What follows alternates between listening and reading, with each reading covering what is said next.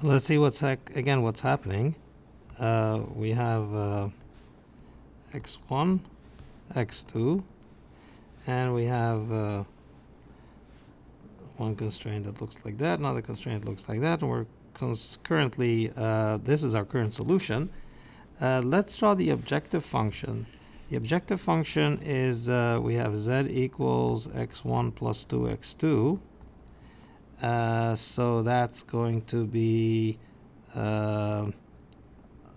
less, it's going to lie between these two slopes.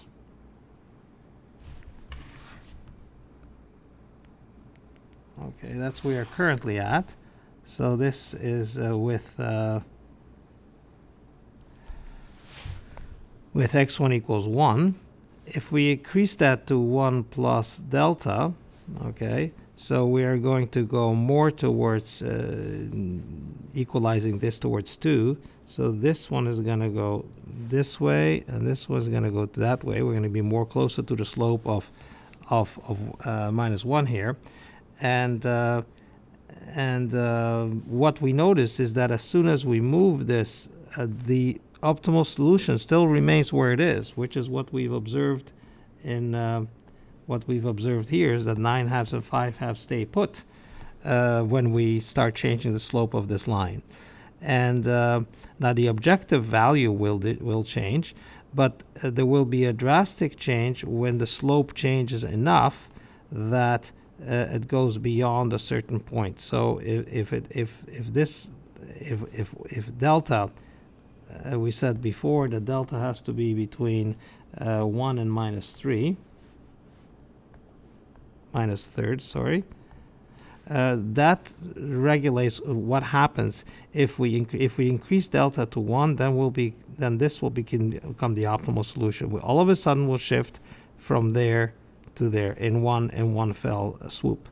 And if the delta goes the other way around, then we will move towards this objective, this solution right away in one fell swoop. So whereas the change before was a very gradual change, what we're seeing now is we're seeing all of a sudden instantaneous changes as soon as the delta passes the thresholds indicated.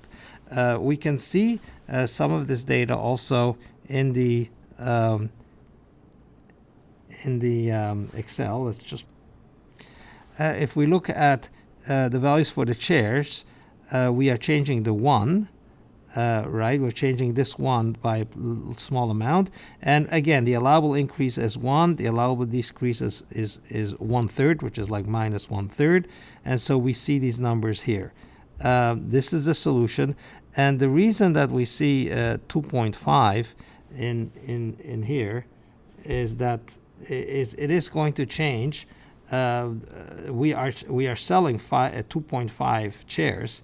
That doesn't change. We're still selling 2.5 chairs, and just we make delta more for every chair. So this value 5/2 is just the value of x1, which is the corresponding variable.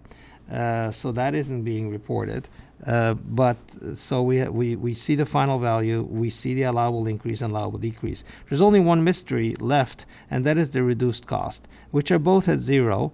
And I think in order to really make it clear what the reduced cost is, I think we need to create an instance where we have some non-zero reduced costs, and then I can explain what that number means as well.